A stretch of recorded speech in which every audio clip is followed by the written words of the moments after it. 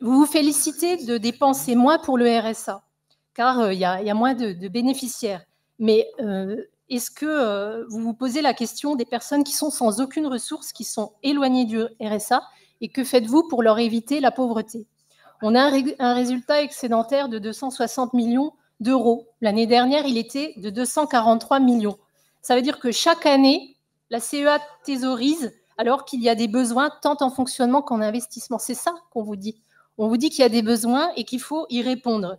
Est-ce qu'on n'a pas des rénovations énergétiques à réaliser dans nos collèges ou pour le logement social? Combien d'enfants ne déjeunent pas à la cantine? C'est ça le sujet. Vos interventions, on croirait que vous êtes à la tête de la caisse d'épargne. Alors oui, Madame Million, vous feriez une très bonne directrice de la caisse d'épargne, mais ici, on est à la CEA. Vous félicitez des taux d'exécution. Ben oui, c'est bien, les taux d'exécution, ça fait bien sur les tableaux Excel. Mais bien sûr, si nous félicitons nos agents et tous les acteurs des politiques de la CEA au service des Alsaciennes et des Alsaciens, ces taux, qu'est-ce que ça signifie, ces taux d'exécution? Eh bien, ça signifie que vous avez fait ce que vous aviez prévu. Ça ne signifie pas que ce que vous faites est suffisant pour les Alsaciennes et les Alsaciens. Ces taux ne sont pas des indicateurs de recul de la pauvreté sur nos territoires. Ce ne sont pas des indicateurs de réussite de vos politiques sociales.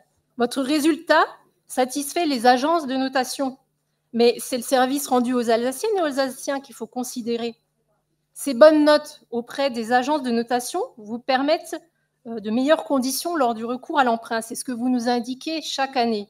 Chaque année, on y croit, la CEA va emprunter, donc elle prend soin de sa note auprès de Moody's. Mais il n'y a jamais d'emprunt.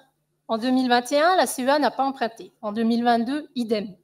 Vous prévoyez le recours à l'emprunt dans le budget primitif, puis lors de l'examen du compte administratif, il n'y a jamais d'emprunt. Donc, je ne sais pas pourquoi chaque année, vous nous servez l'emprunt, et puis après, au dessert, il disparaît.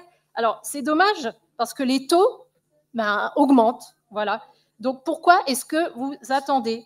Il y a des investissements pour la transition énergétique à réaliser. Combien d'Alsaciens vivent dans des logements mal isolés? Donc, à notre sens, vous faites, mais vous ne faites pas assez. Et qu'on soit une entreprise ou une famille, on emprunte pour réaliser des projets. Ça, je pense que c'est à peu près clair dans l'esprit de nos concitoyens.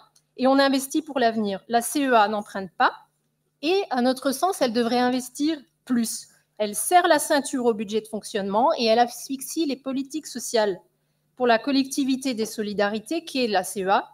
Avec cet excédent qui aurait dû bénéficier aux Alsaciennes et aux Alsaciens, personnellement, je peine à voir la bonne gestion.